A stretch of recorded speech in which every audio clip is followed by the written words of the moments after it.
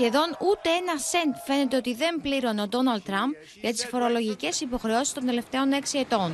Σύμφωνα με τις φορολογικές δηλώσεις που δόθηκαν στη δημοσιότητα, ο Αμερικανός πρώην πρόεδρος απέφευγε κατά συρροή να καταβάλει οποιαδήποτε φορολογική υποχρέωση προς το αμερικανικό δημόσιο. There's been reporting, there's been previous testimony about how Donald Trump reported losses in many years on his taxes, partly because of carry-through losses from some of these companies that he owns. Μάλιστα, ο Αμερικανός πρώην πρόεδρος φαίνεται να διατηρούσε τραπεζικούς λογαριασμούς ακόμα και στην Κίνα, στη Βρετανία και στην Ιρλανδία από το 2015 ως το 2017. The seizure of these confidential records was completely unconstitutional.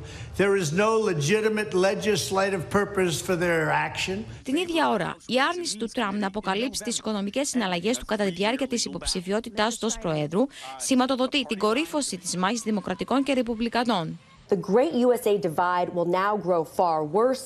The radical left Democrats have weaponized everything, but remember that this is a dangerous two-way street. Η έκθεση για τα φορολογικά στοιχεία εγείρει πολλά ερωτηματικά σχετικά με την ακρίβεια τεράστιων εκτόσεων για φιλανθρωπικούς σκοπούς που διεκδίκησε ο Τραμπ σε αρκετές από τις φορολογικές δηλώσεις του. What Donald Trump does is collects money from businesses he has, and then the businesses lose money.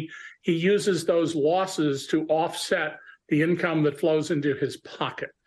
Overall, he's a terrible businessman. Η δημοσιοποίηση των φορολογικών στοιχείων του Ντόναλντ Τραμπ έρχεται την ώρα που ο ίδιος είναι υποψήφιος πρόεδρος για το 2024.